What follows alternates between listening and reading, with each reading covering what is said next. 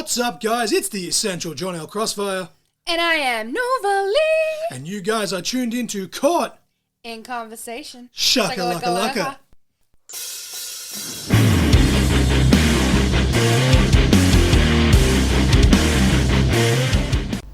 Welcome, ladies and gentlemen, to episode 144 of Caught in Conversation, titled You Dropped Something. As always, I am the Essential John L. Crossfire. And I am Nova Lee. And the reason that the episode is called this, Nova, and as you obviously weren't present for this actual interview portion, but as you've heard bits and bobs just before, this dude that we're talking to, Jamie Apps of Aus Wrestling Cards and Pario Magazine, just casually mentions that, oh yeah, by the way, I talked to Samuel L. Jackson for an interview. And then, like, while he's halfway through the conversation, he's like, oh, and Kurt Russell was there also. God damn just, it. oh, and Kurt Russell. This guy. Just on the name drop. And there's lots of wrestlers and stuff, and a few music peeps that he mentions in there as well, hence the title. But before we get into the song and match of the week, Nova, we always wait for the outro to do all the plugs and everything. But as this episode is dropping on the main platforms on December 22nd, just a few days before Christmas, I would like to take this time to do a bit of shameless self-promotion. Because not only can you get early access of this podcast on our Patreon page, we have a $5 tier, a $10 tier, $15 tier, and of course the $20 tier. We'll do the whole spiel in the outro for you to get your shit in there. Okay. But for people that have the $10 tier and up, as of 9 a.m. Australian Eastern Daylight Time on Christmas Day, if people subscribe $10 and up, they get instant access to the PDF of the 30 plus pages of the children book that I have been working on / plugging the last few weeks. The whole process, not to brag, has taken me just under a month. Which, considering I'm legally blind and I've written and I've illustrated it and technology is not my friend, I am still going to be looking at doing it digitally on Kindle as well as physical books through most likely Amazon self-publishing, because they print to order. I'm just going to have to talk to them about it, because it's a children's book, it's a certain size and etc, has to make sure it fits. But the digital copies, and this will be a 3-part series. I'm obviously in podcast exclusive. It's about pro wrestling animals. I'm started putting the characters together for the second one already. It's going to be aquatic. Book 3 is going to be about flying animals, whether that be birds or, for example, D is going to be dragonfly. Haven't thought of a name for him yet. That's a little scoop, considering that's nowhere near in production yet. But all of these will drop on the Patreon first, but eventually they will be on Amazon digitally and physically. And the same thing, I will be doing... It's going to be the $15 tier and up. I will be doing audio versions, and obviously as we record this intro and outro, we're actually using the USB mics. So side note, if the sound isn't as good as the actual interview, apologies. But because we have the full soundboard and the setup and everything, I will be recording professional audio versions of these books for the $15 tier and up on the Patreon when they're ready. But eventually, trying, again, I'm going to wait until all 3 are out. I want to put them on Audible, and they might be slightly cheaper on Audible, but as kind of like a Kickstarter, I feel $10 for the digital one, and then $15. Obviously, the $15 tier you'll get the copy of the book anyway, so you can flick through the book as you're listening to it for the $15. So I feel like that's more than fair. But just I wanted to get that over. I wanted to do some shameless self promotion, do some name dropping, somewhat kind of sort of maybe of my own. But Nova, if you'd like to give us the song and match of the week, and then we do the intro, because you obviously weren't part of this conversation, but I feel like we're probably going to rant in the outro. I'm hoping he comes back on so I can have a chat to him. I hate that I was friggin' sick that night. That pissed me off. But no, if you want to give the song and match of the week, I don't have the button because we're using them again. I copy and pasted the transition sound, but whatever. Nova, if you want to do the song and match of the week, and then we'll sort that out when we get to the intros. Alrighty. So your song of the week for episode 144 is Monument by A Day to Remember, and your match of the week is Will Ospreay versus Robbie Eagles, PWA, Call to Arms 2017. And now, obviously, as I said, Nova, you weren't present, but you did kind of, just before when I was kind of skimming through the conversation, just to kind of refresh myself on how to pick a song and pick a match. Obviously, you picked the song based on what was said, but we skimmed through, and he said that one of his goals, amidst all the people that he has talked to, both in wrestling and movies and music and everything, one of his big goals, his being Jamie, pronouns pal, some good shit pal. One of Jamie's favorite bands is A Day to Remember, so they're one of his biggest goals that he'd like to get on his show for Pario Magazine. One of my favorite bands, the moment he said that while doing the interview, I was like, I wish Nova was here, because you could talk and swap stories and yada yada yada. But that's why we picked that song, and obviously the match was picked because he said he has talked to Will Ospreay before, and that was one of the favourite matches that he's had the pleasure of seeing live. I believe he said the Robbie Eagles Will Ospreay match in person, which I watched live on Instagram while I was backstage as a rookie at another show.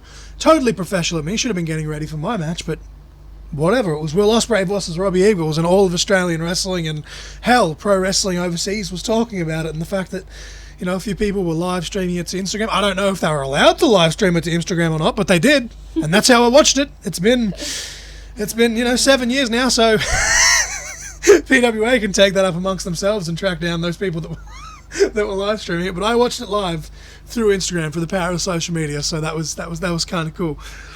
But yeah, I really enjoyed this conversation with Jamie. He really went in depth about the Aussie Wrestling Cards, which obviously that was the main focus. Yes. The name drops for Pario, which is the bonus, but there's so many questions that as he was talking I wanted to ask him about, and I just again forgot ADHD. So we have him back on, and because Nova wasn't on, and as we learned recently with the Aragon episode where you threw out the fluffy thing and that ended up being the name of the episode, It's Sunday Kid stemmed off your little ADHD question at the end. Yeah. That's why hopefully we can have Nova, because I like having the two co-hosts to bounce off our guests. But there was a few questions that I need to make sure I actually write them down on my phone, because we're talking about cards specifically and stuff like that. And I was like, and we moved on to the next topic because I had my questions written in front of me. I was like, when he finishes talking about this, I'll ask him. And then he said something else, and then I tallied off, and then I was like, okay, now let's move on. And it just got lost in the shuffle. That's my TED talk. Because you need me there to keep focused. But Nova, I think if you'd like to, obviously, as I said, I didn't copy and paste the actual cheering sound because we're using the USB mics today. So, ladies and gentlemen, make some noise. Ha! That's terrible. Ha! If you'd like to introduce our guest, Nova, for this conversation, and then we'll get to the outro. Representing both Australian Wrestling Cards and Pario Magazine, please welcome Jamie Apps!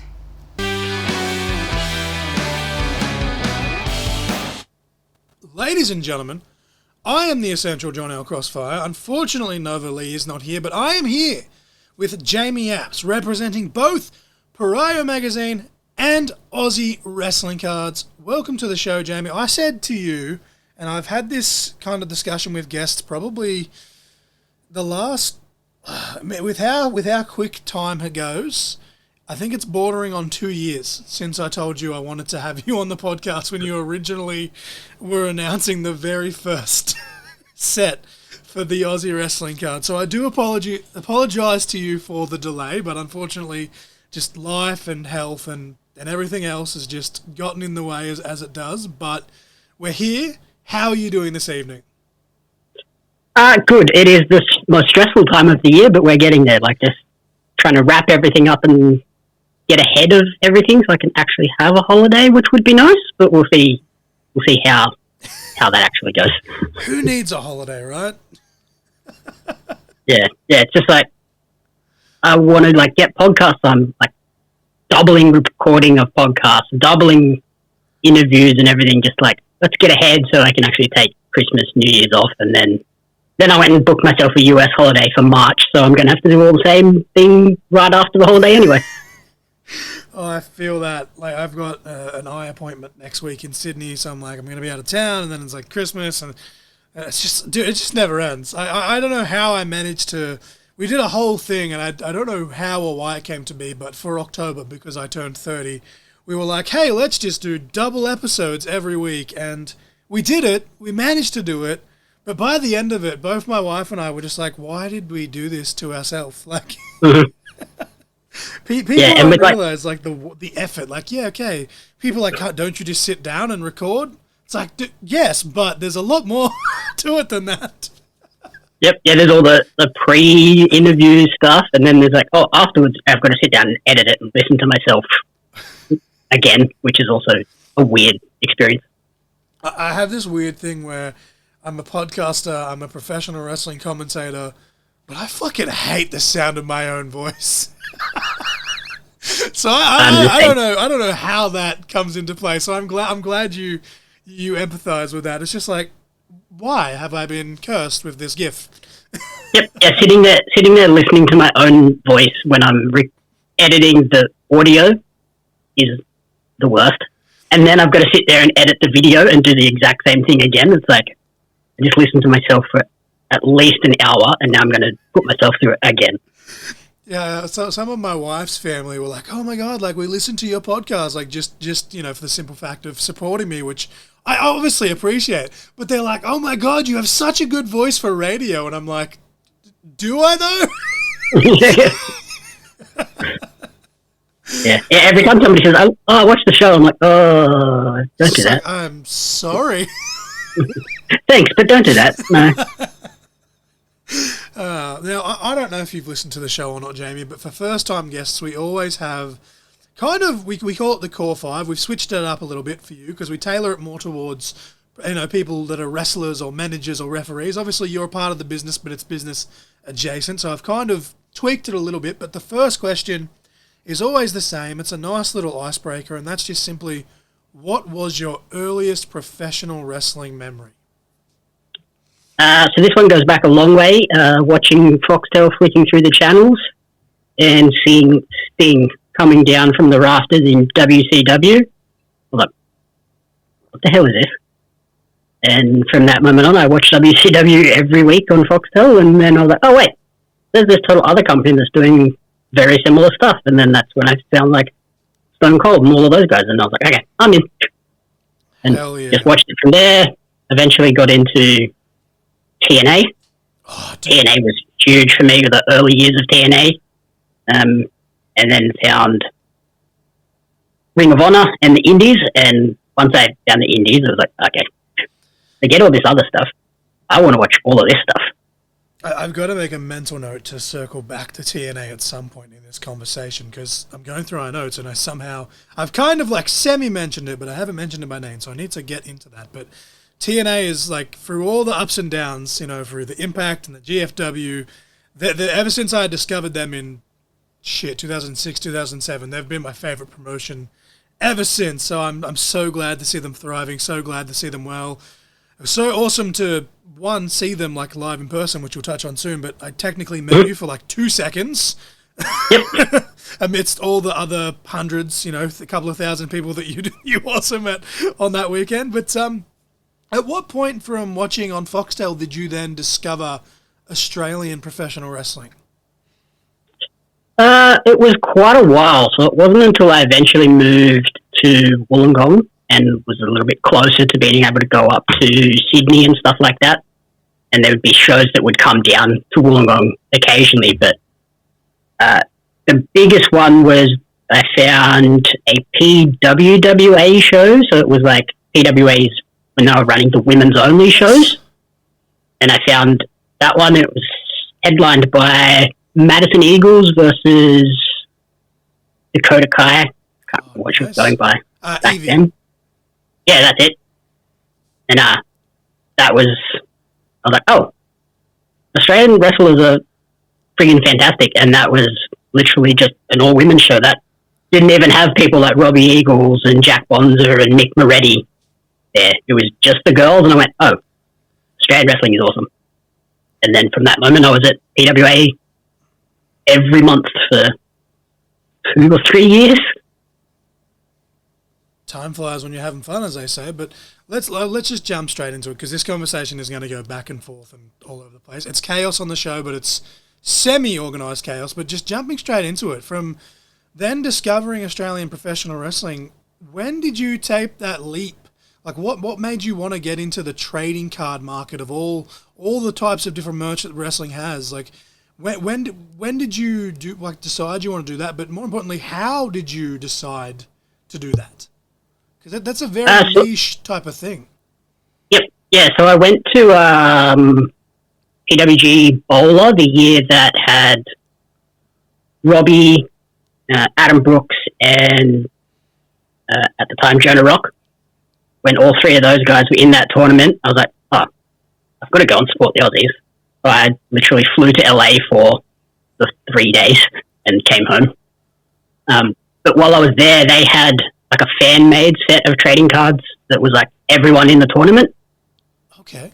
So I picked those up, and then I came home, and it wasn't until sort of 2023 that AEW was sort of coming along and building up, and they released their trading cards. I went, oh wait, nobody's done that here in Australia. I wonder if I could find a way to do that at a semi-affordable price, not crazy expensive. And then I went, oh, I can look into it, figured it out, worked out how I could do it where wrestlers got something out of it, the photographers all got something out of it, and it was, yeah, like I said, reasonably affordable for everyone, and we worked on it.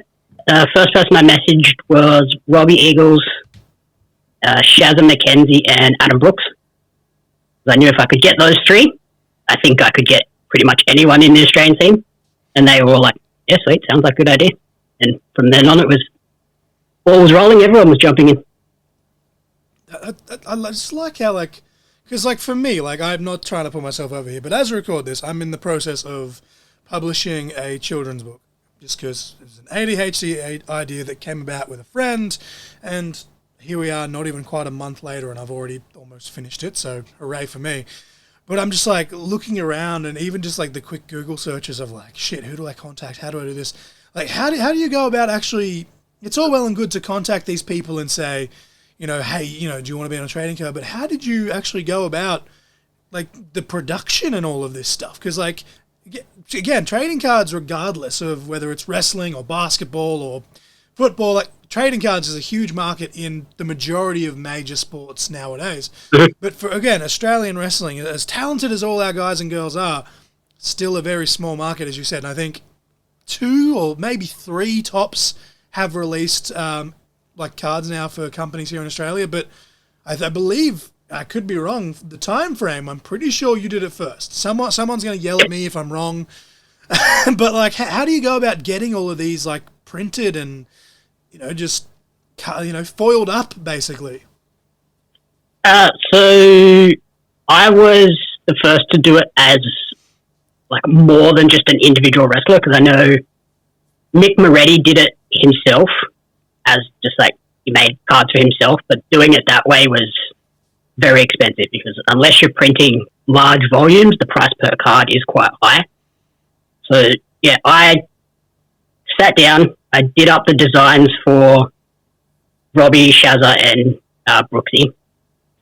And then I put together a business proposal with, like, this is what I want to do, this is why I want to do it, here's the full cost breakdown, so they knew what they were getting out of it in terms of percentage of what I was going to get out of it. So it wasn't just, look, I'm going to make $300 and you're going to make $5. Like, it was nothing like that. So they could see that it was a fairly even split across everyone.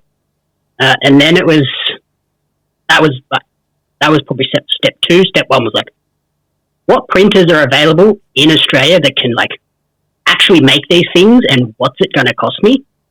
So there was a lot of figuring that out. How many cards am I going to put in pack? How am I going to package them? What sort of rates am I going to have to pay wrestlers and photographers and things like that? And eventually got to the point where, okay, here's the business plan, here's the pricings, here's what everyone's going to make out of it. Put together those initial 3 designs, sent them off, and yeah, they jumped in and was like, okay, cool. And from that point on, I knew that this business proposal was a good thing that showed what the breakdowns were, and I think that has helped a lot of wrestlers sort of read through that and go, okay, cool, we're not getting the short end of the stick here. So yeah, everyone just gets that pitch now, and we go from there. So do you actually, like, do you get them sourced here in Australia as far as the actual cards, or like, so there's someone actually get into that business? There is, like, a printing company in Brisbane. They do kind of all sorts of different printing, but they one of their specifically offered products is trading cards. And so, yeah, it's just a matter of putting the designs together is probably the most complex part, and sourcing all the photos and everything from their photographers and wrestlers. But once I put the designs together, I send it off to the printer, and they print it all, package it all, and send it back to me, and then we ship them out from literally this office. That's... you and I were kind of just talking, just like off air, like the wonders of technology and how sometimes it can be an absolute pain in the ass.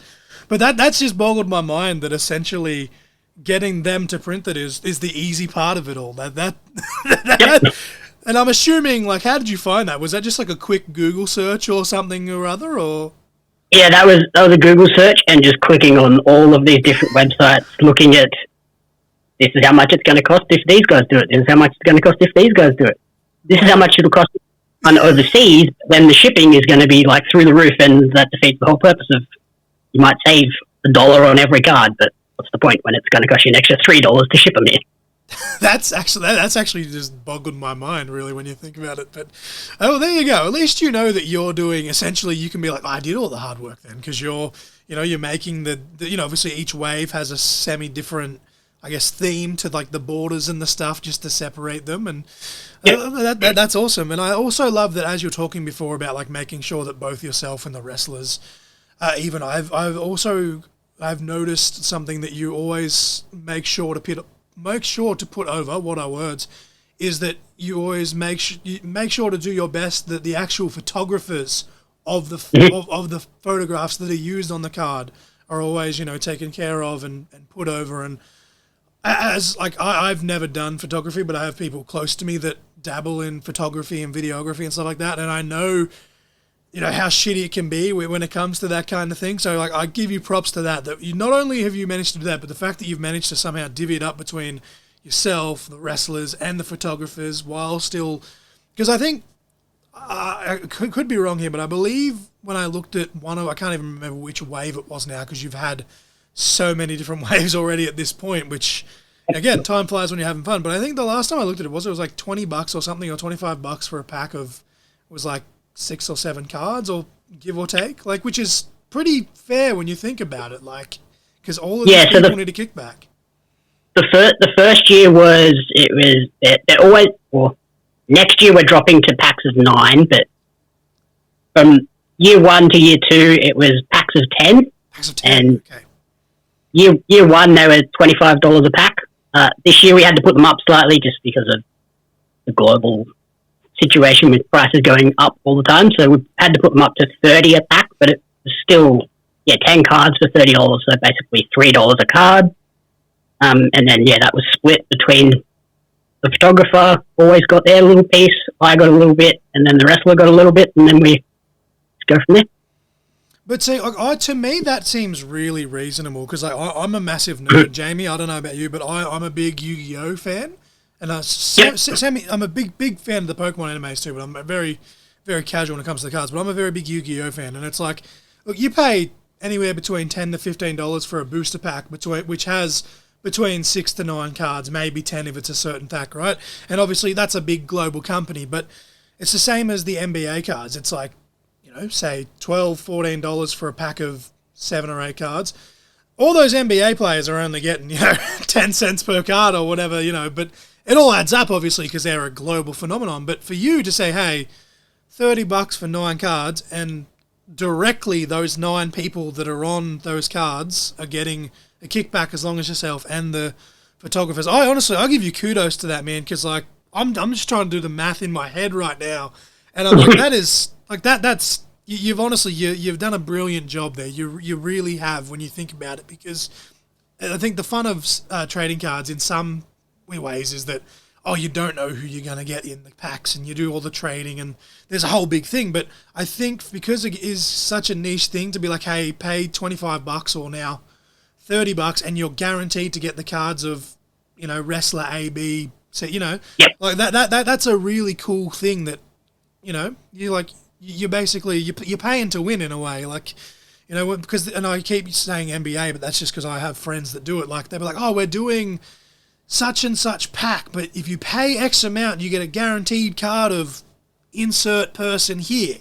So I really enjoy that you've managed to divvy that up to, like, $30 is $30 in this economy, but to say, hey, $30 to support 9 of your local wrestlers, plus the photographers, plus the person that's gone to the effort of printing them for you, that's honestly, dude, that's awesome. That's just boggled my mind as I'm trying to do the math there. But obviously, yeah, and that was my thing with not doing the sort of the random mixture of cards too. I didn't want people to sort of feel like, especially that first year, like, I really want the Robbie Eagles card, and I've bought 3 packs and I still haven't got the Robbie Eagles card. I didn't want anybody to have that situation, so it was just like, this pack has these 10 people in it. You buy one, you are getting all of those 10 people. That's it. You don't have to come back and buy more. You can wait till the next set and get them then. What's the criteria for you for picking out these waves? Because as I said, you've done quite a number now, and just as we record this, you literally just put a post out on your Aus Wrestling Card Facebook page, which obviously we'll plug at the end. You announced that Yeet Steven would be joining one of the next coming waves, and obviously Yeet still, like, I've been following Yeet since his rookie days just through the power of social media, and luckily I knew someone that knew him, sort of thing. But in the grand scheme of things for Australia, Yeet is still a relative unknown. Obviously, no discount to his actual talent, but how do you go from, say, Robbie Eagles, who is a worldwide type of name, to, hey, here is one of your, like, Yeet Stevens really is one of those local guys currently, and I believe in the post you said you're expecting him to blow up after the Super Show next year, and I 100% I'm with you that. I agree with you on that. But, like, kind of how do you go that? Because you've really got a mishmatch of, and I don't want to discount this because, like, I'm just a fat dude with an opinion that's sitting behind a microphone that couldn't wrestle his way out of a paper bag. I tried my best at wrestling, but I didn't do my best. But, like, how do you go from, I guess, top tier talent to, maybe I'll just say lesser known talent, so I'm not burying anyone by accident. So, okay, but how do you come about that selection process, Jamie? So it's kind of a mixture. Like, obviously, you obviously need to have some of those bigger names to get that appeal for each pack. So I've been trying to, my main criteria is to have a mixture of all states in every pack. So I've never just done, here's a New South Wales pack. Like, I want it to be a way to expose wrestlers to new fans. So you might buy the pack because, that's got Robbie Eagles in it. I want that card because I know that's a really cool collector's item. But then you get that card, and then, you get a Yeet Stevens, or, like, last year, you get a Lil Mars, who at the time was basically a complete unknown outside of Pro Wrestling League. So it was a good way to expose them. So, my main factor is have that mixture of states. So just have, I always go, one of each, one from each state, if possible. Like, obviously Tasmania and ACT are going to have a few less because there's a much smaller population of wrestlers in those states. But pick one from all of the main states and companies, and then I just go on the social pages of all the various wrestling companies and go, that person's sort of doing some cool things.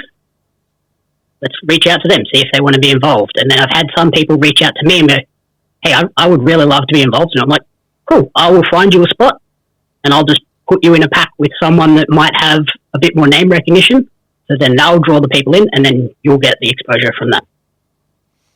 Hell yeah. And I do like that, as you mentioned, Little Mars there as well. Like, she's just, I don't know if she's still there or if she's just come back, but she's done a tour of Japan very recently. I think she's done the US too, or is about to do the US. So again, to hearken it to either football or basketball, in a way as well, like, this is almost for both, Little Mars and Yeet Stevens and a couple of other names here and there. It's almost hearkened to, this is their rookie card in a way. Like, which is still, again, I know that there's many different, formats for collecting, but that's kind of cool in a way because, hey, in 2 years' time, you might say, let's do another one of them, and they've got insert championship here, or they've wrestled for insert promotion there on top of their resume. So that's a cool little, and I just really like that you've managed to do that. So how does someone go about contacting you, whether that be for themselves or a promotion or anything like that, for whether it's to be in one of these waves or just to get it? Because I know, again, a couple of promotions have had trading cards. I don't know who they went through or what the process was, but how does someone do that? Do they literally just reach into your DMs on the Aus Wrestling page and say, "Hey, I want to be carded"? Like, is it that simple? Yeah, that is the best option. Instagram's probably the best one. Twitter's also good, but yeah, I am trying to sort of phase Twitter out. So Instagram's definitely the biggest place. Like, if you just hit those DMs, I'll eventually get to it, and then we'll have a discussion. But yeah, just reach out. I'm happy to do. If you just want to get some merch made, I'm happy to like work out a deal with wrestlers to do some individual ones, which I have done in the past. Or promotions, we've done some for Renegades, Wrestle Rock, OPW. Like, we've done those sort of ones, and it's just reach out and we'll work it out. Obviously, 2025 is booked for now for the like mainline series, but yeah, just keep in touch. Just keep make sure you stay on my radar, and we'll eventually find a slot for as many people as we can. Fair enough. Well, I have no doubt as well, just to have a little touch back before I forget, you mentioned Tasmania and ACT. I have no doubt that if TCW keeps on the roll that they're on, and Slam obviously speaks for themselves, that maybe by the end of 2025, 2026, some of those guys could sneak in there. But I kind of asked that question a little bit selfishly, because for Extreme Capital Wrestling in Canberra, I did up a bunch of 8x10s for some of the wrestlers, but they were in the style of trading cards.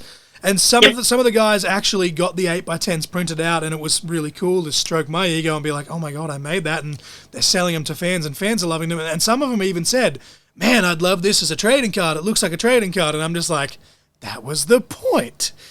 So it's good to know that, hey, if you guys maybe want them, maybe hit up Jamie and, organize the casholas on your own time, but you could get that done. It's easily done. There are some TCW guys coming next year, so keep a lookout for those. Hell yeah! Now you, again, with just the main waves alone, we've covered the bases. You've locked in an astronomical, what are words? Buy the T-shirt. Astronomical couple of workers in all of these waves. So, and on top of that, you've also done the special OPW/Impact ones, as you semi-mentioned. You've also done a couple of in memoriam ones now as well for Kyle Eade and Roxy Riot. One, I can, again, just commend you for all the work you're doing and all the people you're doing, but have any of these, out of all of these, have any of these been challenging to lock in? Trying to think. Not particularly. I think everyone's been pretty good. The biggest difficulty is just the back and forth of, hey, here's your paperwork, do you like the paperwork, get that back. Some people are really quick. Some people are a bit slower, but that's like life. Some people just have really busy lives and they don't have the chance to do it. But some people just hate paperwork, and I completely emphasize that as well. And then some of the dealing with some of the photographers, getting that sort of across that hurdle as well can be a bit of a challenge. Now that I think I've established the cards and established that, hey, this isn't some sort of scam, you are going to get paid for this, it's pretty much smooth sailing. Getting Chris Weiss this year was a little bit difficult because I'd obviously never interacted with him because he's in Japan. And Hartley Jackson, those two were hard because I had no interaction with them previously. So reaching out to them, I kind of needed an intermediary of sort of a Robbie Eagles and someone that knew them personally to hey, just check your DMs, you might have a message from this guy. So that's probably the hardest one. But all the people locally that I have actually sort of met in person, smooth sailing. Hell yeah, that's so refreshing to hear. Honestly, I guess everyone at the end of the day, everyone likes getting paid, but I know that for example, and we'll get to that in a second as well with your Pario Magazine interviews and stuff. But for me, being my name's kind of out there, but I'm still very much a nobody in a lot of ways. And there's a few people here and there that like I've tried to get on the show, and they've just kind of gone, ugh. But then like a few months later, I'll have someone else that they know on and be like, oh, actually, man, like, da da da. I'm like, oh yeah, okay. yeah, it's just a matter of like I think a lot of people just need to see that someone I know had faith in them and they did a great job. So cool. Like I feel so terrible because I send like Facebook messages, Instagram messages. You know, I'm trying to be professional and I'm sending off emails as well. But like, there's been so many as of late where I'm like, hey man, from such and such promotion, I've actually had this guy and this guy from your promotion as well. Like just to kind of, and it's like it's such a name drop, but it's just at the same time you kind of got to be like, hey, like I'm here, I'm doing a thing. Like you mentioned, you know, Hartley Jackson. I've had so many people talk about Jag and share Jag stories on this show. He actually follows me on one of my socials. I'm not sure if it's the podcast one or not. And he follows my wife on, I think, her worker page as well. And we're like, we really want to just message him and be like, come on the show. But at the same time, I'm like, that's fucking terrifying. And I could, and I'm like, I could be, but that's one of those ones where I'd have to be like, hey man, I've talked to this person, and they actually talked about you on the show. But like, it's so refreshing to hear that you've basically had little to no dramas locking in all of these names. Like that's really cool. Yeah, I think probably some of the hardest ones have been obviously the girls. Like some of the women's wrestlers, like obviously their Instagram DMs are probably quite heavily locked down because of some of the messages they get. So it is a little bit hard to get onto them, but I think I've done that whole, I've worked with this person. Hey, can you just message them and just let them know that I want to put them in a trading card and have them reach out to me? I feel that my wife is currently...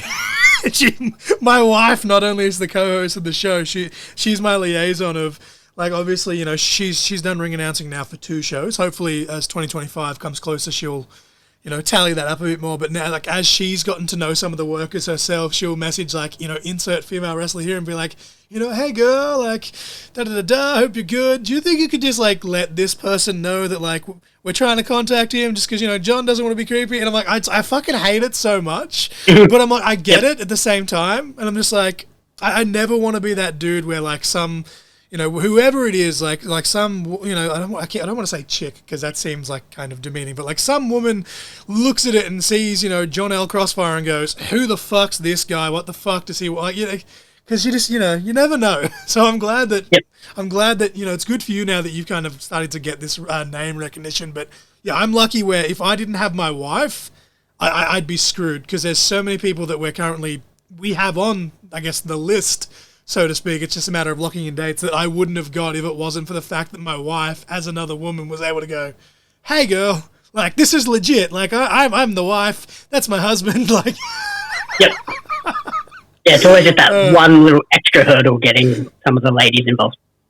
But you as we said, you've done quite a lot of people from all of these waves, and as I said, the special ones and the impact ones. I really wanted to get some of them, but I was limited funds as it was. Like if the venue hadn't have literally been around the corner from my house, which still fucking boggles my mind that my favorite promotion of all time. Like I had my house keys in my pocket at a wrestling show, which is weird enough in itself because nothing ever comes here.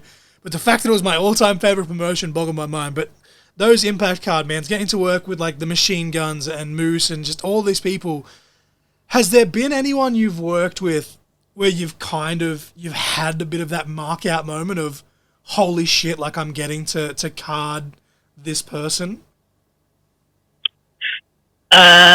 The Bret Hart one for StarCast was pretty insane. Dude, yes. Like to have a legend like that involved in a trading card. And some of the GCW guys as well, like Vikingo, right after he had like his matches, like big runs of as the AAA mega champion, and then like he'd just come off AEW, and then he was announced for GCW when it came out here. I got to put him on a card. I was like, and then like his merch table was set up right next to mine at the Sydney show, so I was literally just like in very broken English having conversations with Vikingo and helping him like, okay, this is the change that you need to give this person. This is what the money situation is here. That was just a mind-blowing experience.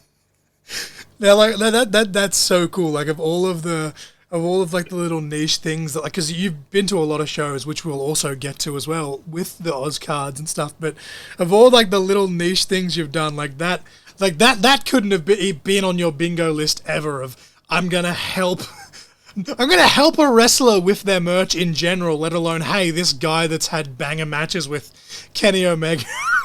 Like that's so cool. I'm a little bit jealous about that myself, although my math skills are horrible, so it's a good thing that someone else was in that boat, not myself. But that's so cool, man. That's so cool.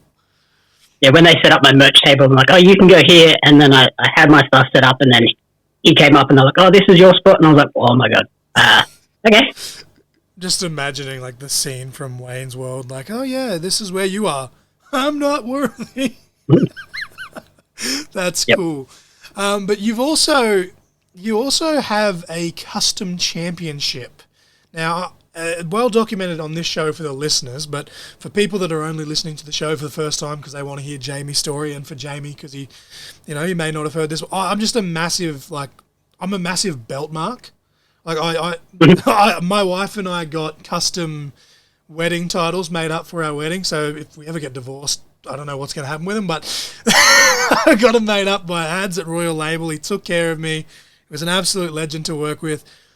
How did this idea for the Aus Wrestling Cards Championship come to be, and what's the purpose? Because I remember when you said it first came out that it was going to be defended, but I granted I follow a lot of wrestling, but I'm yet to actually see it be defended anywhere. But it is a gorgeous championship. But where did the idea for this come to be, and who designed it? So Cal Jeffries from down in Victoria yes, I love Cal. He did the design. He did the design for me, and then I got. Can't remember who the belt maker was. It was somebody in Pakistan overseas made the belt for me from his design. And the initial idea was to just do some sort of just like skit thing. So I was gonna have like a game of between 2 or 3 wrestlers, and the winner would be like the champion. And then like obviously if like a promotion came in and went, hey, can we do like a match for it? Like, yeah, cool, whatever. But it's kind of just morphed into, it's kind of a little like prop piece to take to shows, and like little kids love wrestling belts.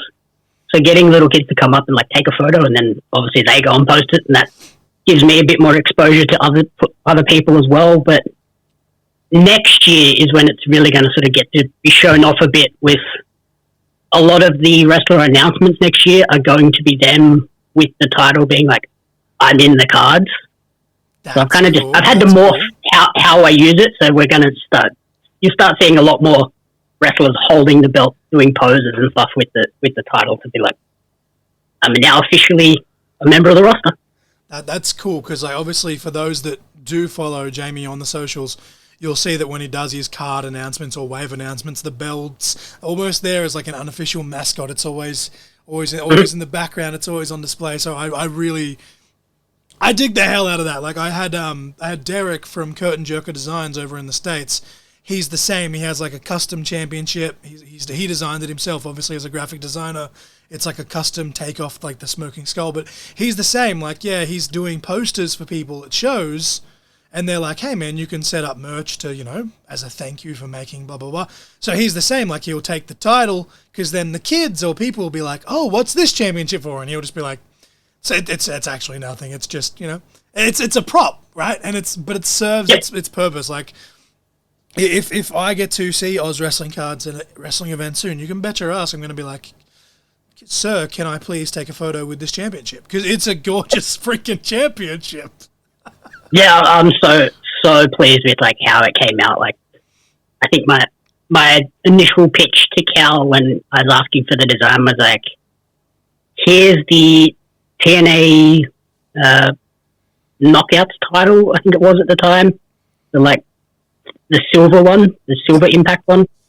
But here's this design. Here's like another random belt from Italy, I think it was, that had like a similar shape. Like, these are kind of what I want. Like the thin plates, but multiples of them. He came back with this design, and I was like, nailed it.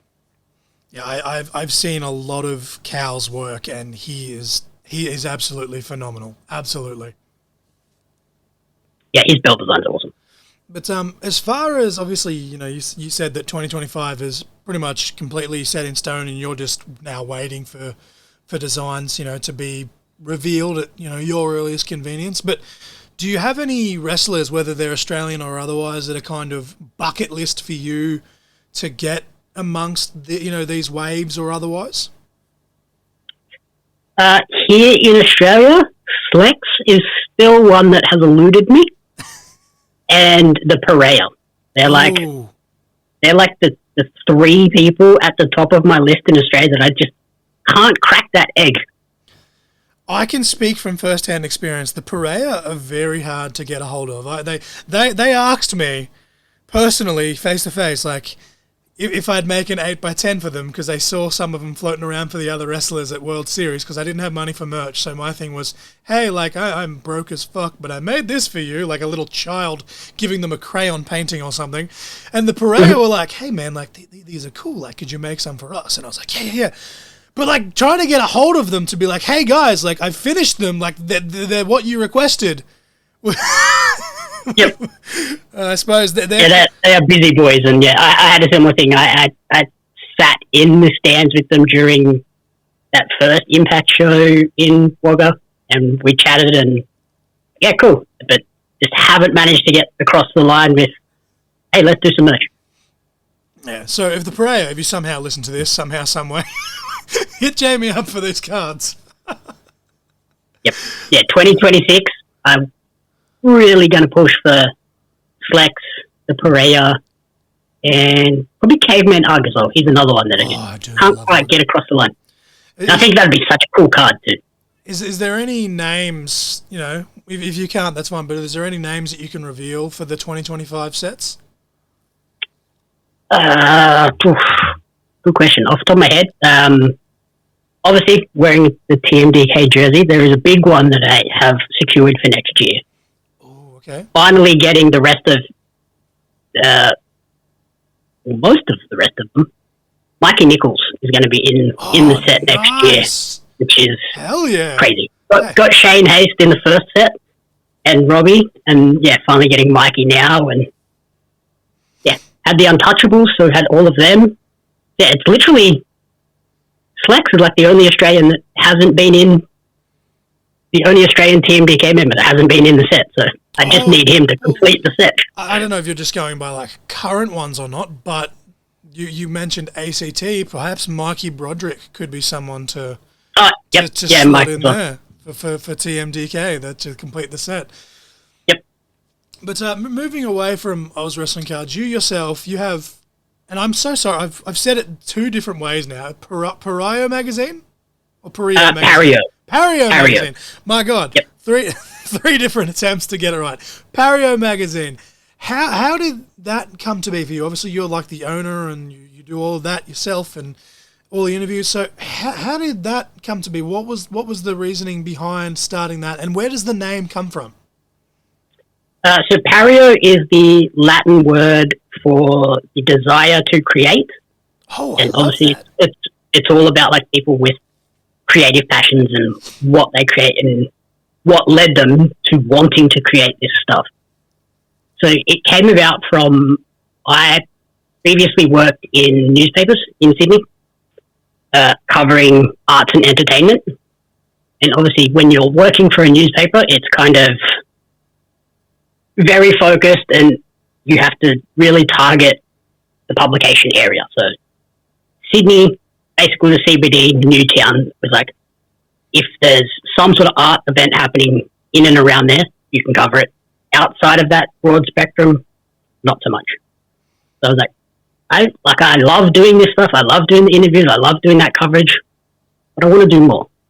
So I pretty much almost killed myself doing both at the same time for a year and a half, building them both up.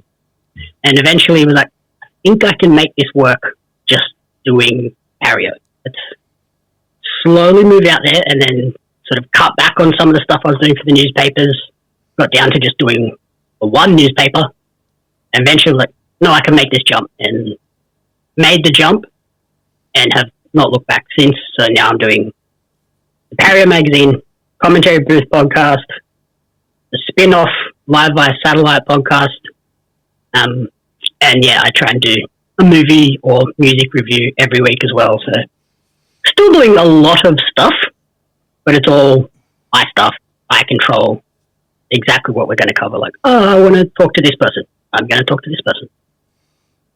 Yeah, because I obviously I followed the Pario like socials and like follow you what you do on social media and stuff, and I've noticed it myself. Like I was paying attention, obviously, mostly for the wrestling content, which is what drew my eye to it. But then like I was seeing, you know, as I skimming through, I'm seeing you promote, you know, hey, we're featuring, you know, insert artist or move, and I'm like, whoa, like this dude's actually covering it, which obviously why Pario has to be such a more of a broader turn than just.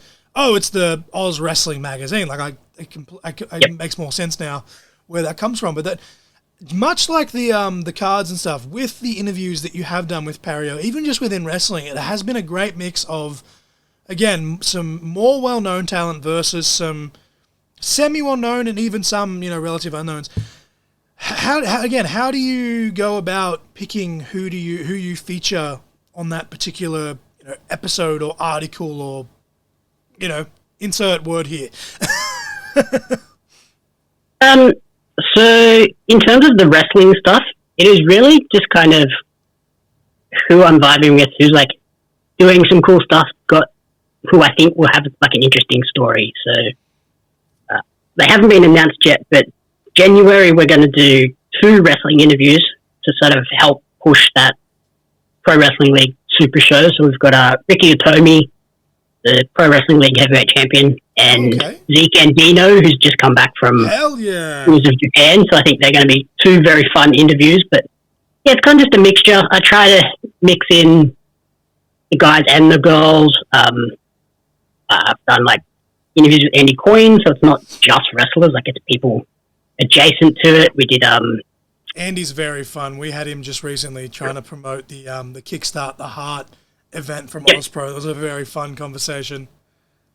Yeah, and I've done like Kate from Fightful, interviewed her. So I try to just get a mixture of people in and around that wrestling bubble, and then outside of that, like some of the other stuff, it's kind of just whatever comes across my inbox, because like I said, having that newspaper experience, my contact list in my emails is pretty wild of who I can get in touch with, who I'm getting press releases and invitations to films and stuff from as well. So, yeah, it's kind of,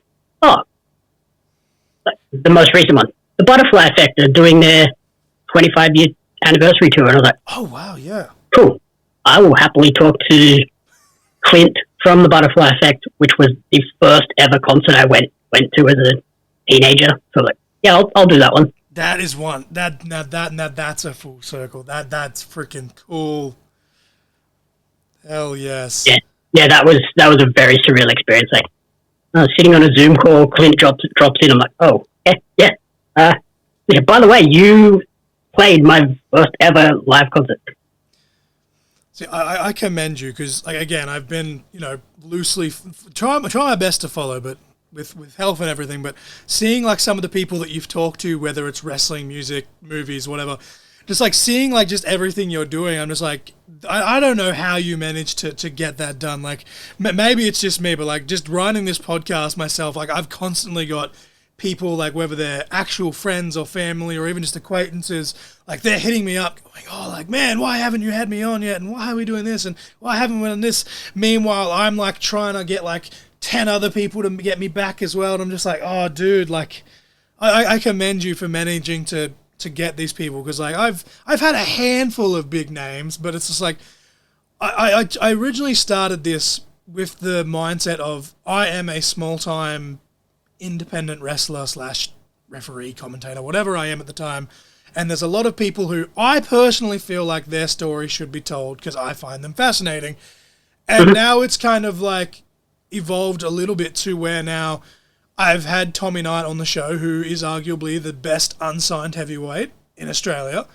I just interviewed Terry Campese off the back of his Slam appearance, who is a legendary NRL player. And I'm a lifelong Parramatta Eel supporter, so that kind of hurts that he played for the Raiders. But like to like just basically shoot my shot and have him go, "Hey man, when do you want to do it?" Like that boggled my mind. So the fact that you're getting to go even further when it comes to bands and like people that have done film and TV and stuff like that, that is so cool to me. And I don't know, maybe I'll get there eventually, but like that's really cool. That's so cool. Yeah. The one that really, really winked me out when the opportunity arose was sitting in a room with Samuel L. Jackson. Jesus. Like, what is happening right now? And here I am just like, oh, I got to talk to Cam Vale, owner of OPW. Hell yeah. This dude's talking to Sam Jackson. Yep. It was nuts. The train ride up to Sydney, totally fine, totally calm. As soon as it was like sitting outside the room waiting to go in, I was like, okay, now I'm all of a sudden really sweaty. Oh, dude, what was that like? Like, how did that come to be? Let's have a little bonus question here. How the hell did you get Sam L. Jackson? So it was when they were promoting. What was that movie called? I can't remember what that movie was called now. It was the Tarantino one. People are going to listen to this like in post and be like, just screaming at their devices. But yes, Sam L. Jackson doing a Tarantino film. Yeah, they were promoting the Hateful Eight. So it was yes. They were doing the press junket. It was Samuel L. Jackson and Kurt Russell. Ooh. And got the email being like, "Hey, we're doing this press junket. Do you want to come and sit down and do an interview these two people?" And I was like, okay, yeah, I'm down. And yeah, sat in the room, asked them a few questions, got told that I had some good questions. I was like, okay, I can't believe Samuel L. Jackson just said that was a great question to me and walked out of that room. And I don't even remember the rest of that day. I'm going to have to like go talk to Nova after this conversation ends and just like, we need to up our game. Like we've currently, and I've said it on a couple of episodes now, I don't know when it's happening, but obviously I live just outside of Wagga. We've got a conversation at some point teed up with Dane Simpson, who's a Aussie comedian. And that for me, like, I'm like, that's a huge deal. And then you're just like, yeah, I talked to Sam Jackson. And I love the way you just so casually were like, oh, and Kurt Russell. What? Bruh. Yep. It was a crazy day. So this kind of like my next question now looks kind of stupid because like the next one, it's a generic question, but I was like similar to the Aus Cards one, like who are some of your goals to have on Pario Magazine, whether that be wrestling or otherwise? But how do you get bigger than Sam Jackson? Like that's crazy.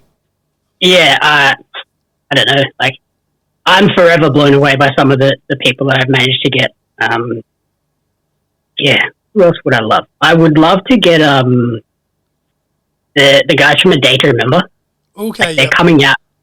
They have tours and stuff coming up. I'm like, hey, can we arrange something here? Like they're coming out for some festivals. And like trying to get them they're like my favorite band. So getting them would be pretty awesome. And I would also love to chat to Matt Rogers. Like he's not really doing a lot at the moment, but he's my favorite all-time football player. Yeah, Matt Rogers, the football player, not Matt Rogers, the wrestler. Yeah, I would love to chat to him. Like I have a Cronulla Sharks tattoo on my foot from when they won the premiership. So getting to chat to him would be pretty insane. Well, Nick Maltino in Canberra of Extreme Capital Wrestling will get a kick out of that because he has one on his ankle and he also did it in celebration of their premiership win. And again, the funny thing is, I mentioned before, I'm a Parramatta supporter. I will never see a premiership just because my team is fucking trash. I was pulling so strongly for the Sharks that year that my nose bled after you guys won. And I was like, well, that was a weird experience. I'll never experience that again. But I was cheering for the Sharks just as hard as I think I would have if it had have been Parramatta that year. Oh. Yeah, like I my mum rang me after the final whistle went, and I couldn't talk. Like crying on the phone. They're like, "What's wrong?" I'm like, that just happened. I never expected to see that happen in my lifetime because it had obviously never happened before. So it was a crazy evening. See, I was gonna ask like who some of your favourite interviews have been, but you've name dropped the Butterfly Effect, you've name dropped Sam Jackson and Kurt Russell, not to mention all the wrestlers that you have had the chance to talk to. But have there been any other ones you can just name drop to before we go to the next question? Will Ospreay was another one that was pretty wild that I never expected. Interviewed Robbie Eagles a couple of times. He's always fun to chat to. I would love to get Grayson Waller back on the show now that he's Grayson Waller, no longer Matty Wahlberg. He was just on, as we record this, he was just on Sunrise this morning, so that's kind of cool. Yeah, he was a very fun interview when I first spoke to him, so it'd be cool to get him back. Yeah, the Ospreay one was one of those ones where I was like, let's flick this email off to New Japan and see what happens. And I wasn't even specifically asking for Will Ospreay. I was like, hey, I'd love to get some people on the show because it was like they were launching Tamashi. Like, hey, I'd love to get someone on the show and like help promote this for you. And they came back and went, do you want to chat to Will? And I was like, yeah, okay. Only like the best wrestler in the world at the moment? Yeah, sure. My one of my young proteges, Jackson Thornhill, under his insert shoot name here, he met Ospreay 6, 7, maybe close to 8 years ago now with how quick time's going. But his profile picture after all these years is still the photo of when he met Ospreay at one of Ospreay's earliest trips to Melbourne. And like every time he messages me, like I'm always just like, you motherfucker. And like, he's just like, oh, he's been there for that long, he just forgets that it's the photo. But every now and then his face will pop up on my screen and I'll look at the photo and I'm just like, you little shit. Like, how dare you?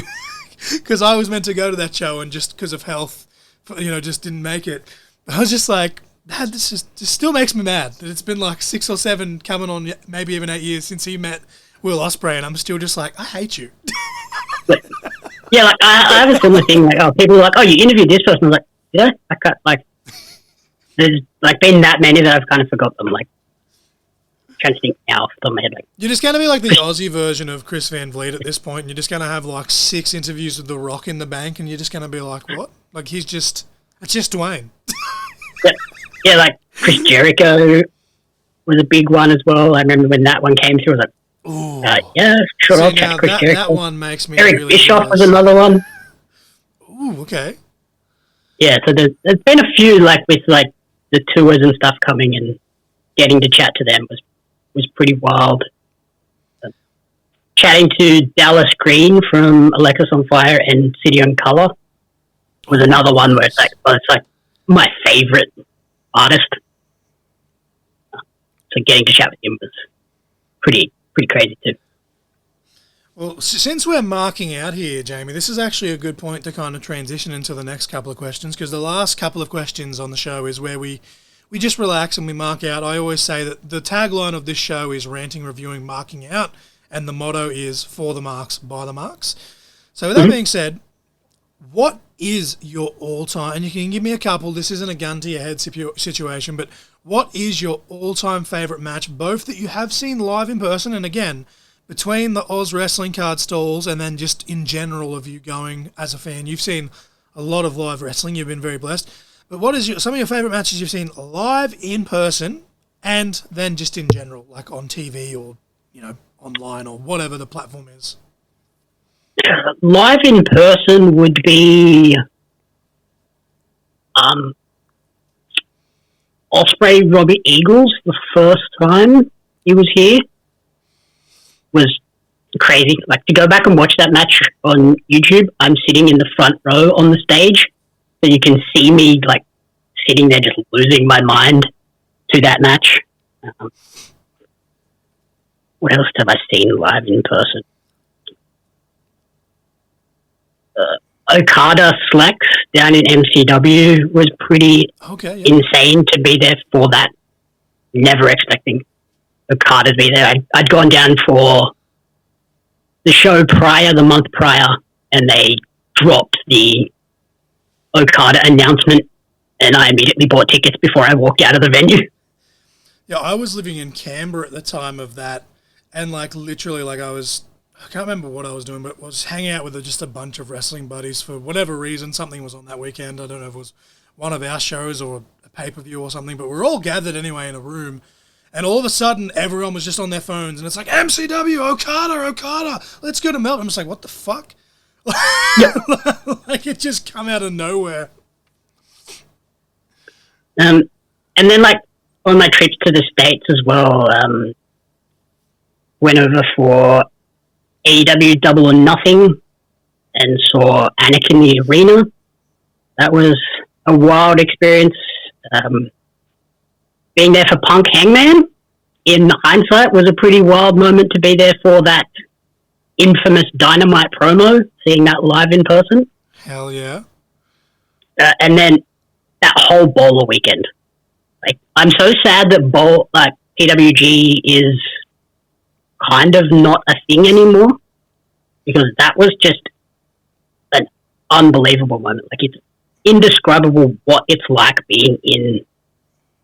I saw it at the Globe Theatre. I've heard Reseda was a whole nother beast, but being there live in person for a bowler weekend is unlike any other wrestling show in the world. I kind of wish, like, I know that the reason they've kind of, because they started to make a semi-comeback, but I think because Excalibur's so hands-on and with AEW, it's not feasible. But I kind of wish that, like, they would do something similar to Bowler, or just basically do Bowler. Like, even if it was just the one PWG show a year, where it was just like, hey, insert month here, let's just do Bowler. Like, that would be so cool to see that come back. But just do, like, whenever they go out to the West Coast with AEW, like, if they're going out there for a pay-per-view on the Sunday, even if it's like a condensed bowler, like a Thursday, Friday, or a Friday, Saturday. It's like half the amount of competitors, but you've still got, all the talent. You could have, like, a couple of AEW surprises, and then just mix them in with, the indie stars of the day that are gonna shine in Bowler, because that's what the whole point of Bowler. Like, you look at all those years, and some of the names in literally all of them, let alone the names that have won the whole thing, is there's a lot of great talent that is known worldwide now. So, no, I definitely wish that they do, even if it was just literally one show a year and it was just a condensed Bowler, it would be something. And like, even if they didn't want to do it as a PWG show, I'd love to see, like, AEW ape it, and just, like, one of their, like, now that they're pretty much doing a pay-per-view every month, just do one of those as Bowler, and just do it as, like, a 2-night thing. Dude, All Elite Wrestling Battle of Los Angeles. That would actually be, like, because, like, I've been very, like, iffy on AEW's product the last couple of years. I just feel like it's just become very clustered. But I feel like if they were able to capture the essence of PWG, and while still marketing as, hey, this is a bigger scale thing. I don't know. Again, I don't run the company, so you'd have to try and find the balance between the two. But I feel like AEW, with their style, they would actually be able to make that work really well, to be honest. But that's just fantasy booking on our part, I suppose. But what about just matches in general, like, that you've seen as a fan, like just, on pay-per-view, or sitting on your couch, or at a buddy's house, or a bar, or wherever it is that you take in your wrestling? There's one that always, like, sticks out is Samoa Joe and Danielson in Ring of Honor is always, like, pretty insane, and you look back on and go, wow, look at where these guys are now. And obviously the TNA, going back to TNA, like the AJ Styles, Christopher Daniels, Samoa Joe, X Division triple threat. Hell yes. It, like, redefined what that style of wrestling could be, like, especially with Joe in there. You kind of went from, here's cruiserweight wrestling, but with a giant Samoan. Back when it truly was the whole tagline of, it's not about weight limits, it's about no limits, and Joe was just, he was doing, like, more high-flying stuff than some of the guys half his size, which was pretty freaking cool to see at that point. Unfortunately, it's kind of become bastardized in modern wrestling, but that's another Another rant for another day.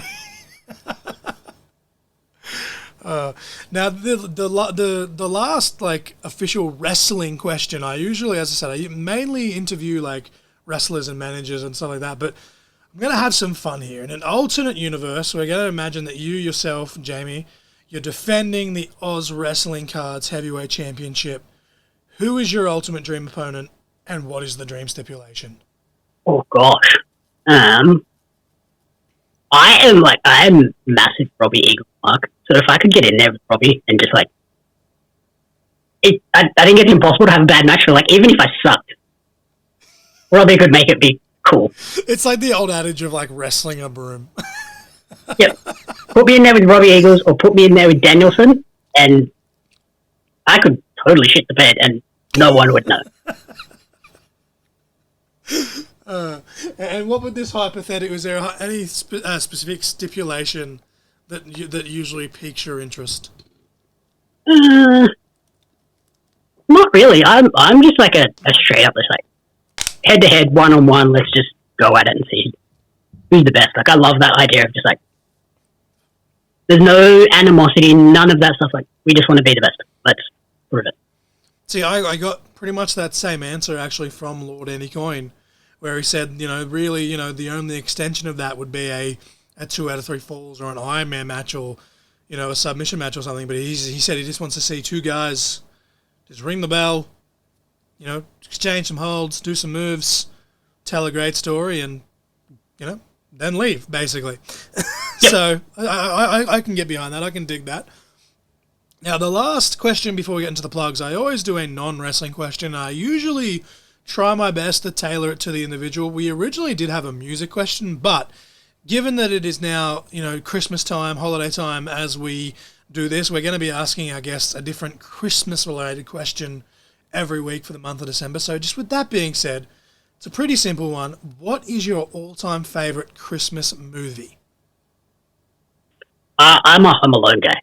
I absolutely adore the OG Home Alone, and then Home Alone 2 is pretty solid too. But I can easily go back to Wet Bandits, Kevin McAllister, that first movie.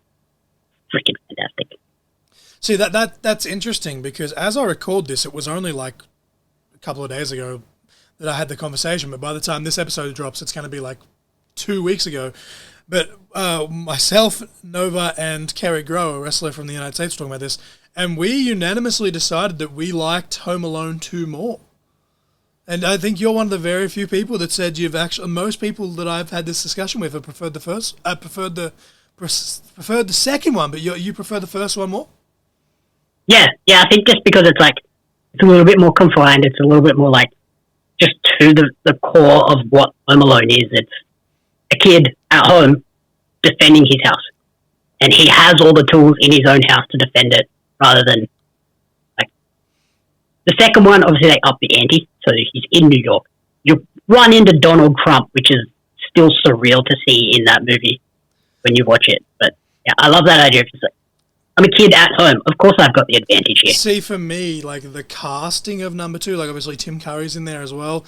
The casting is kind of what drives it home for me. But with your reasoning of saying, hey, it's kind of more to the point, I can 100% be like, okay, maybe number 2 is my favorite, but maybe the first one actually is better from a core aspect. I think maybe you've swayed me here. I don't know. Maybe that's a different way of looking at it. I really, really enjoy that. I saw something like literally this morning where every year there's always is the Die Hard a Christmas movie? Isn't it a Christmas movie?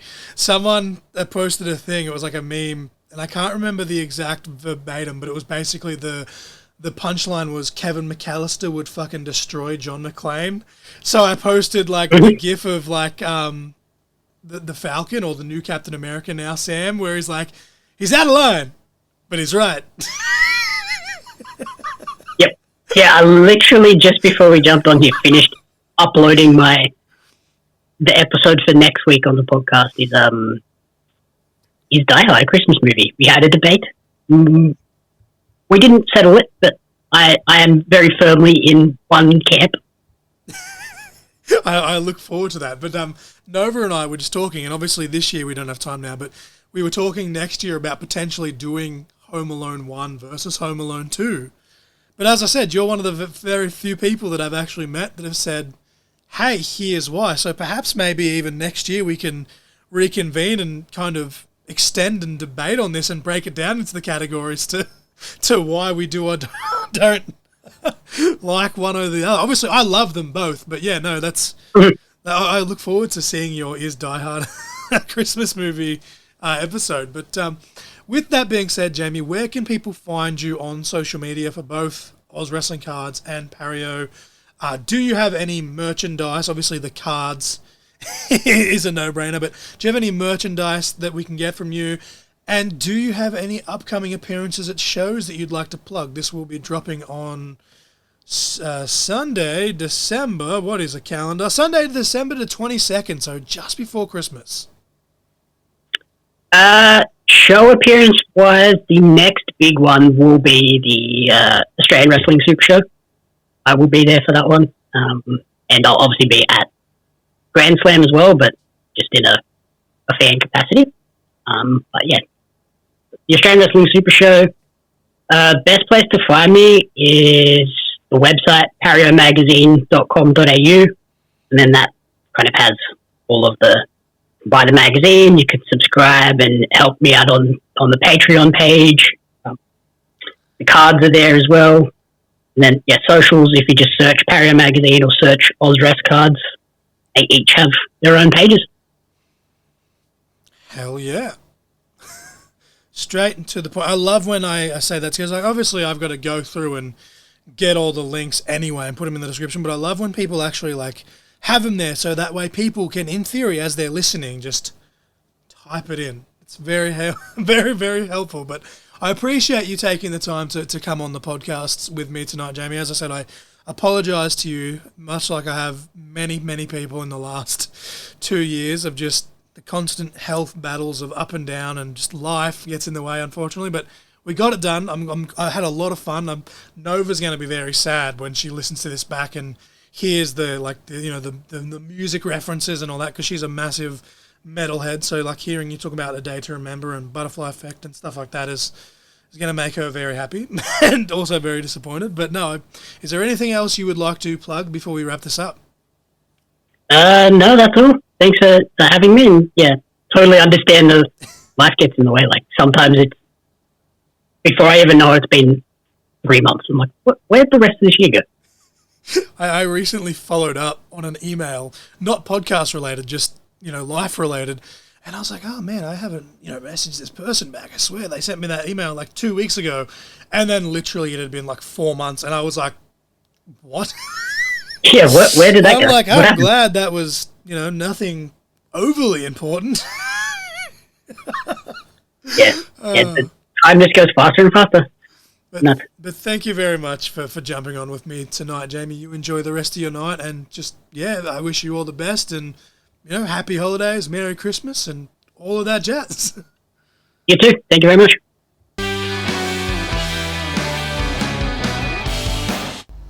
Alrighty, ladies and gentlemen, that was Jamie Apps representing Pario Magazine and Aus Wrestling Cards. I just pointed out to Nova how funny it is that I said it wrong 3 or 4 times for the first 20, 30 minutes of the conversations before he corrected me. But anyway, I was like Pario, or whatever I said, and then the Paria coming soon to the US in 2025, located there for all their indie bookings, and obviously they'll be flying back over for World Series and I'm assuming MCW and stuff like that. But yeah, based in the US, 2025. ADHD, a little tangent there, but yeah, I hope they get booked by But obviously, as I said in the intro with that cheapy plug, and I'll do another plug in a minute, but this is, coming up on Christmas time, Nova, and I think I'd like to ask you, Nova, before I bury Jamie, which I'm about to in a second. Ooh.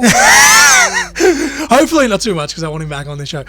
Nova, what is your favourite Christmas movie of all time? It's probably very overrated, but Elf. Elf? Yeah. I was really like Elf. See, I was expecting you to say that. I was expecting you to say that personally. It's Elf, or it'd be Home Alone 2. My favourite Christmas movie of all time is also my favourite Halloween movie, and is Nightmare Before Christmas. However, something that Jamie brought up, and he kind of teased it because it hadn't come out yet, but it has since come out. And I'm just going to spoil what his answer was. He did a whole thing on Pario Magazine on was or wasn't Die Hard considered a Christmas movie. And he... Now, Jamie, in this conversation, we were talking about Home Alone. And he said that Home Alone's probably his favourite Christmas movie, which was the question I asked him. Yep. And we had the thing recently where we were talking about... Was it Aragon we were talking about it with? I think it was Aragon. I think it was. May have been someone else. Could have been... May have been Coyote. Was it Carrie? I don't know. We've been asking... So many people. We've been asking Christmas-related questions. One of the guests could have been Sean. I don't know. We were talking about how, like, everyone on that episode, whichever one it was, we all, as a whole, said Home Alone 2 was our favourite of the lot and was the better lot. Jamie said he prefers the first one, but the reason he said was because you look at it as the crux of it's a Christmas movie and they're going on Christmas holidays and this and that, and the Wet Bandits. The whole point of it was Wet Bandits are stealing Christmas presents, and he's like, well, if it wasn't for them stealing presents, they wouldn't have come to the house, and et cetera, et cetera. And then it wouldn't have even set up that, you know, However, they got out and about in two. So yeah, however, I see that. In this Die Hard Christmas movie spectacular, he states that Die Hard is not a Christmas movie. It just takes part of a Christmas movie. Ouch. It just takes part of Christmas time, rather. And I'd like to say that if Home Alone took place at Easter, it'd still be the exact same movie, in theory. Now, I know that there's not as much presence and whatnot. However, the dad's loaded. We still, to this day, like, what does the dad do? Like, why does he have that house? How is he able to take the whole fucking family? Anyway, say it's Easter or Thanksgiving or New Year or whatever else. If he takes them on holidays, regardless, that house is still going to be empty. And whether it's the Wet Bandits or whether it's someone else, they're still going to probably come to that house. I do see that. And Kevin's still going to be home alone, and he's still going to have to defend the house. And I'm pretty sure, if my memory serves me correct, I think there's actually more Christmas carols in Die Hard off the top of my head than there actually is in Home Alone. Oh, right. Someone would have to do a counter, but Die Hard does have quite a lot of Christmas movies, and it's a Christmas party. Oh, Christmas music. Christmas music, rather. Die Hard is a Christmas movie, is what I was getting at.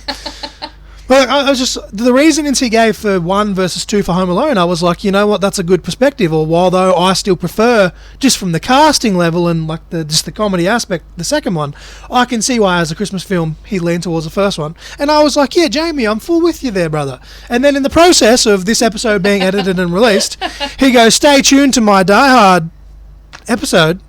And then he just completely turns heel on me like that. Oof. He'll move, Jamie. Again, like the reason he gave, like, I can get it, but when people just go, oh, it just takes place at Christmas time, it's just because it was at the Christmas party. It just gets me thinking, because I'm like, hang on a minute. If Home Alone took place at Halloween, right? Like, you're still going to have teenagers or something trying to break into someone's house and trick. I don't know to the extent of where it goes. Like, maybe he has somewhat of a point, but like, come on now. Just come on. Die Hard is a Christmas movie. You can't just be like, it just takes place at Christmas time. Oh my gosh. Anyway, that's my TED Talk. But no, I really did enjoy this conversation with Jamie. As I said, Nova kind of listening here and there was like, God damn it, I wish I had been included with some of the things that were brought up. But no, I definitely do want to get Jamie back on, because I think we've barely scratched the surface. And as he talks about stuff that's coming out, and PW Down Under, who I actually just did the logo for their Pioneer honoree, the Aus Wrestling Cards has just been announced they're going to be partnering with those, and everyone that gets these awards are going to be getting special edition cards. That's cool. So that's a cool little thing. But I dare say probably not even by the end of 2025, by mid 2025, there's probably going to be enough stuff that Jamie's done that we can get him back on. But there is a couple of questions that I do want to ask him about cards, specifically about states. He said he didn't want to just do one state, which did give me an idea. I don't want to say too much before I spoil it, but you know, I think if you do state-specific facts, it could. This is where I need the soundboard to do the bottom or even the womp womp womp. But there is a certain time of year, where it becomes state versus state, and I think I've just given my question away here, but I feel like doing state-specific packs as a special edition release could be a thing, but I'll have to wait until Jamie comes back on to actually ask the proper question. You can read between the lines, but I'm trying to be cryptic so I can at least try and coerce this man to come back on. But no, I think Die Hard is a Christmas movie. Jamie disagrees. That's fine. It's his prerogative. I'm just one of those podcasts you'll find that we love this, especially when it comes to the wrestling. Everyone's like, your opinion's stupid. The whole point of this podcast is oh no, let's have a discussion of why we have our opinion versus why they have their opinion, and that makes a discussion, which makes great conversation. And then you get caught in the conversation. Exactly, rather than just, your opinion's stupid, and I think, no, I strongly disagree with him saying the Dials of a Christmas Movie, and I was taken aback by that, given that, you know, this man's personality and the things that he's interested in. I'm like, okay, he's my kind of dude, my kind of people, but there's had to be something wrong with him. Oh, God. But with that being said, this does drop December 22nd. Miss Nova Lee, Mrs. Crossfire, her favourite Christmas movie is Elf. What about Nova Lee? This is where we get sensitive. Do you have, without trying to get like too emotional, because obviously we've trauma dumped quite a lot on this podcast, what are your favourite Christmas traditions, and what are one of your favourite Christmas memories? Oh, shit.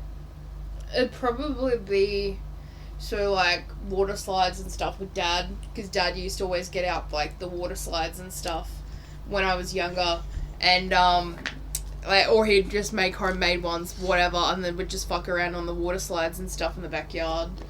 Like, just stuff like that was really fun. Just like Dad's cooking and stuff in general for Christmas.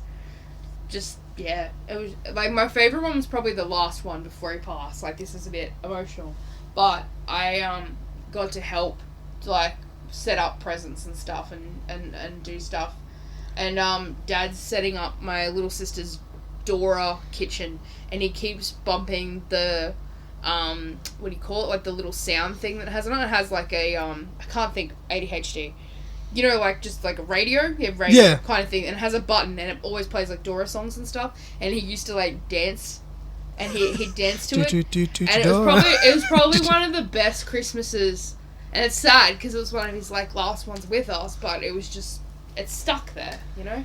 You know, something that sticks out to me, and every time I've brought this up to my mum, no matter how many years pass or how old I get, she always tells me I was dreaming. I think, using logic, I think it means that my light was overheating and it was probably on the verge of like exploding. But I woke up and it was like midnight on Christmas Eve, and my ceiling light, I fell asleep with my light on for some reason by accident. I just crashed out, and I sat up on the top of my bunk bed. I had bunk beds at the time. My light was glowing. I had like a red glow to it, like around the lampshade. And as a child, I was convinced that meant that Rudolph was on the roof.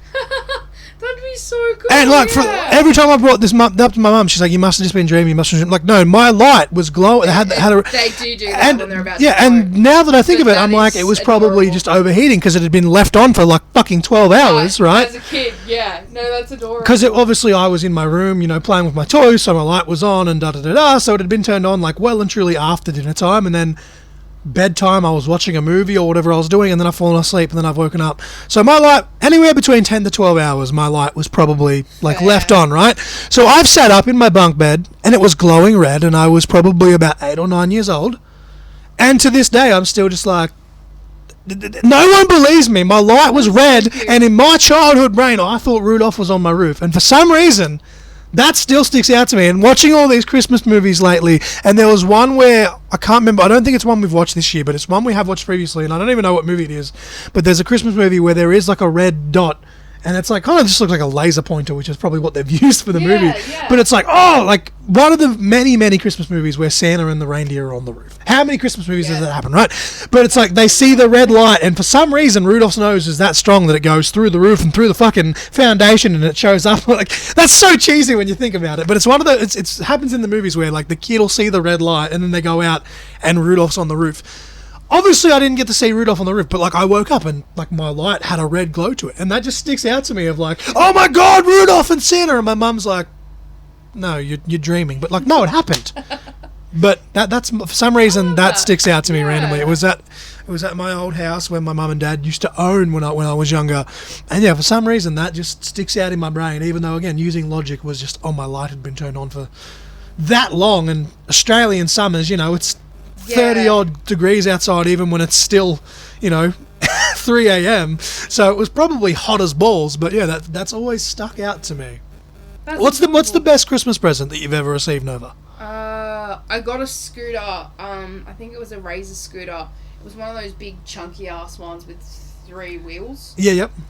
It was fucking awesome. I think that again was one of the last presents I got of him. Another one was like my Barbie house I got off my Nan and Pop.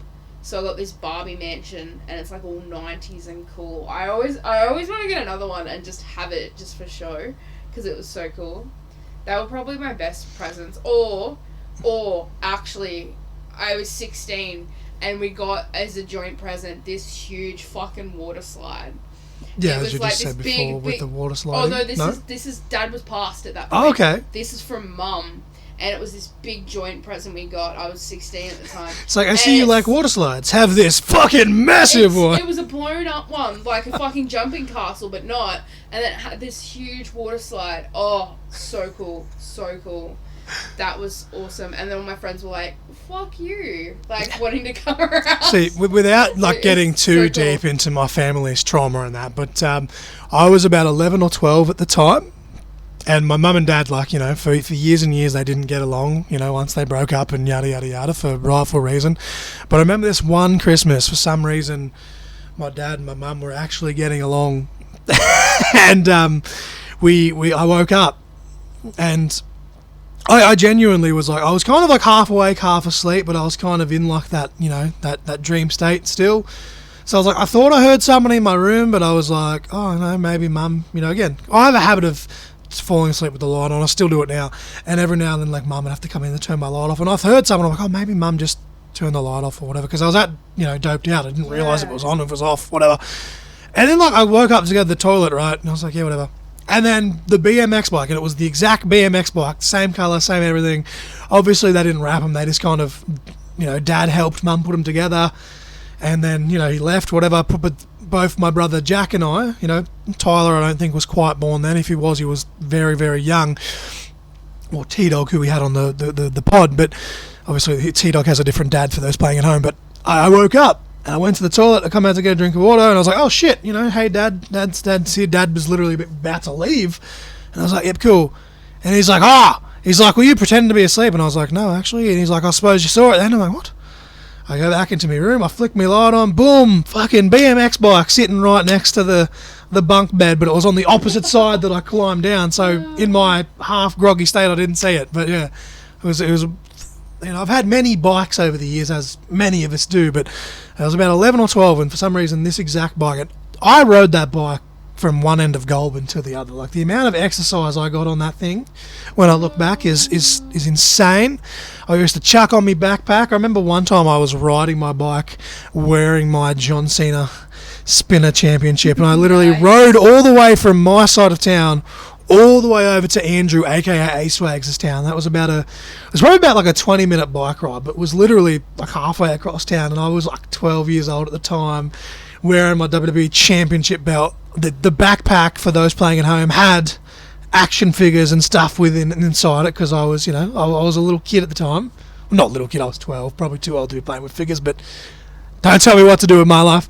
But I still remember just riding that bike all over the place, riding it to school, you know, just doing everything. But yeah, just remembering my dad going, you little shit, you were pretending to be asleep, weren't you, so you could see it earlier? And I was actually like, no, actually, but yeah, I just remember like getting out for a drink and just going, what the fuck's this guy on about, and just turning on, and it was like, again, like a scene from a movie. It was like, ha!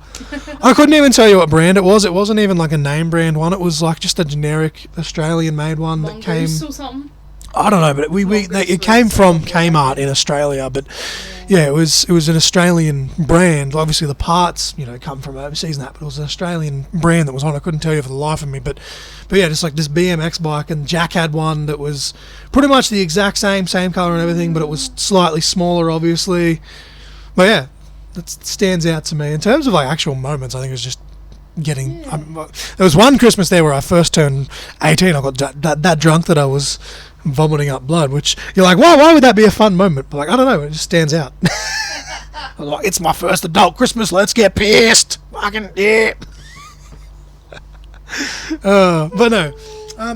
Speaking of Christmas, as I said in the intro, we'll move on to the plugs now, so we're not talking for too long. But I just wanted to ask that question, seeing it was in the spirit of Christmas Nova Lee. But as I said in the intro, I've been working on a children's book. The digital copy is going to drop on my Patreon on Christmas Day at 9 a.m. Australian Eastern Daylight Time. But also on the Patreon, if you subscribe and you listen to this podcast, you should subscribe to the Patreon, because for as little as Nova, $5 dues. $5 dues, for as little as $5 dues, you can get up to 2-day early access. Sometimes it's a little bit earlier than that. Lately, it actually has been 3 or 4 days early. This one will be 2 days early by the time it drops. But yeah, for as little as $5, if you subscribe to the Patreon, you can get these early. And then obviously we have, so that's the Rogue tier. We have the $10 Essential tier, which is the one I said, $10 and up gets the book.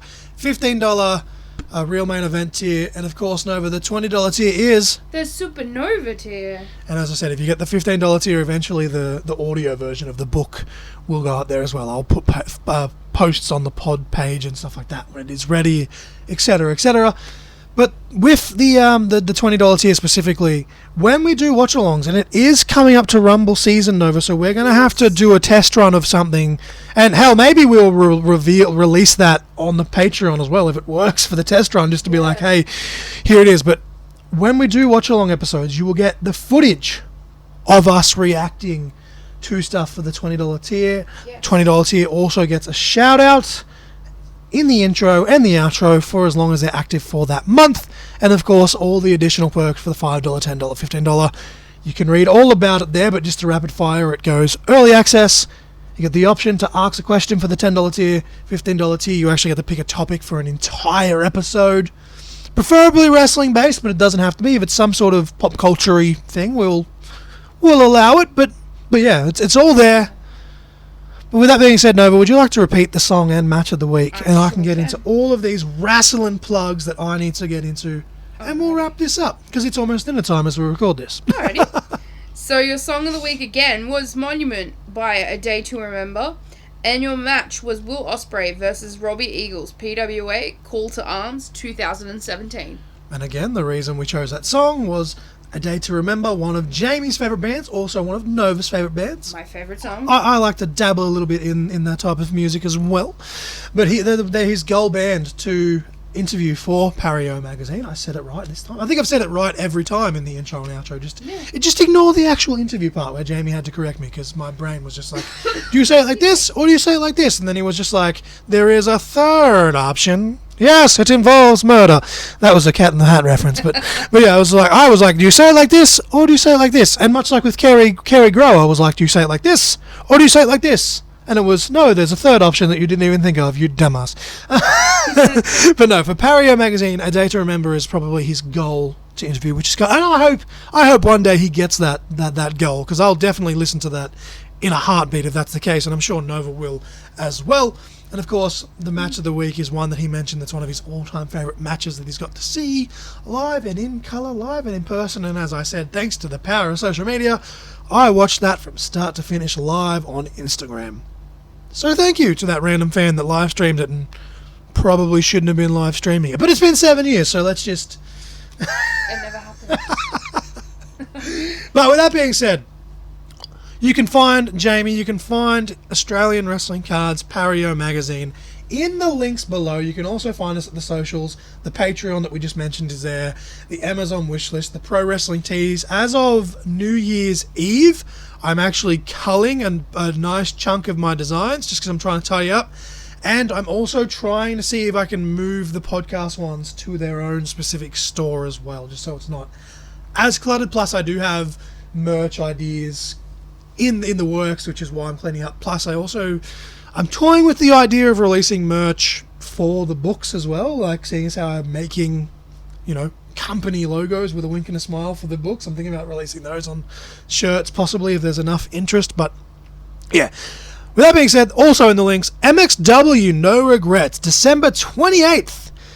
Go check that out. Links in the description below. And then speaking of MXW as well, on February 28th and March 1st, it's a 2-night show. They have former WWE superstar Brian Kendrick, one half of the longest reigning tag team champions with Paul London in that era, in the Ruthless Aggression era. Obviously, the Usos have now smash that record in the modern era. But for his era, he's the longest reigning WWE Tag Team Champion, so that's kind of cool. He's going to be there.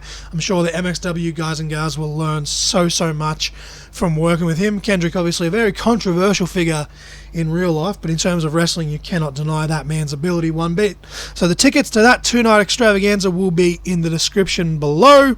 Obviously, March 8th will be ICW Insane Asylum. They're yet to release tickets, but they have announced the show. I've got the poster done. I'm just waiting for the ticket link so we can reveal it. But then, fast forwarding almost a full year, tickets already on sale. Only 60 seats remaining already, so there's already, like 30 odd tickets that have been sold. Plus the complimentary tickets for the corporate tickets that'll be up on the stage next to me and whoever I'm on commentary with. Hopefully Craig again, because I actually had a really good night, had a really good time doing commentary with Craig. But on November 1st, scratch that, November 1st, 2025, the Emma Butler Memorial Show number 3. Over the past 2 shows combined, we have raised just over $4,000 for Emma's tongue cancer charity. We have saved lives because of this. So, if you want to come have a trip to Cowra on a nice November weekend or late October weekend, considering it'll be Halloween the day that I get there, I'll be travelling on Halloween, so hopefully in the hotel that night we can watch a nice spooky dooky movie. But yeah, November 1st, 60 seats remaining already, and of course, because we are in the church again, much smaller than the Civic Centre, very limited seating. Get in quick while you can. But yeah, just all the links are there. Everything's there. It's all there. Nova Lee, do you have anything else you need to plug? No, I don't think so. I think you've covered it all. I do have on good authority, although I can't say when, that Extreme Capital Wrestling are in the works of putting a new date together for a Hard Day's fight, which was unfortunately postponed recently. So stay tuned to their socials for all of that as well. But yeah, all of the links for those shows that do have tickets are there below. But no, I enjoyed getting a bit sentimental, Nova. Yeah. What's your, just before we end this, right? What are you most looking forward to with us for Christmas this year? I think it's just getting to spend time with the fam and have lunch and stuff. I reckon that's pretty much it. Yeah. What have we got? I know obviously we do 25 movies every year, and we've been squeezed a couple of extras in here and there, and also some like episodes and stuff like Christmas specials. Yeah. But what have we got on actual Christmas Day? What movie have we got? So it's Jingle All the Way. So Christmas night, once we're stuffed from food and we can't breathe, and we're gonna have plenty of leftovers for Boxing Day as always. We're gonna be watching Jingle All the Way. Yeah. Hell yeah. Let us know what you guys plan on watching. Like, I've not, because obviously, as I said, we try to watch a Christmas movie every night. Yeah. There's a few nights there where we couldn't do it, so we doubled up, but we do, we do have a list. There's some on the extras list, speaking of Die Hard, that I really want to watch. There's this one where it's Bruce Willis, and there's an action one that we need to watch first because I haven't seen it. It's called Rogue. It's called something Rogue, which obviously I remember the name of. Yeah. Which isn't a Christmas movie. Something Night, his name is, and it's called Dread Night? I can't remember. It's something Night anyway. And I don't know. But yeah, he's a detective that goes rogue, blah blah blah. But the sequel one, is a Christmas movie. One is a Christmas movie, and I was like, well, it's basically Christmas time. It's like Die Hard all over again. But I'm keen to watch including it. Bruce Willis and all. Yeah. Who, unfortunately is dealing with a lot of health issues right now. So I hope for Christmas Bruce Willis finds good health. That's what I. Yeah. But yeah, so we're watching Jingle All the Way on Christmas Day this year. Obviously, we try our best to change it up what we watch every year on the different. A lot of the times there is some repeat movies. This year is probably the most that we've had newer ones, movies or some of them not necessarily newer. Some of them are really old that we've just never seen, but newer to us. Yeah. But yeah, this year we got Jingle All the Way. Let us know what you guys watch. Not just like in Christmas time. Like, do you make a Christmas list? But let us know what you guys watch on Christmas Day. Yeah. It's a good way to end this. I am the Essential John L. Crossfire. And I am Nova Lee. You guys were just caught in conversation. Shakalaka. And Merry Christmas and Happy New Year. Yeah, Merry Christmas to you all. And have a happy 2025. And titty sprinkles.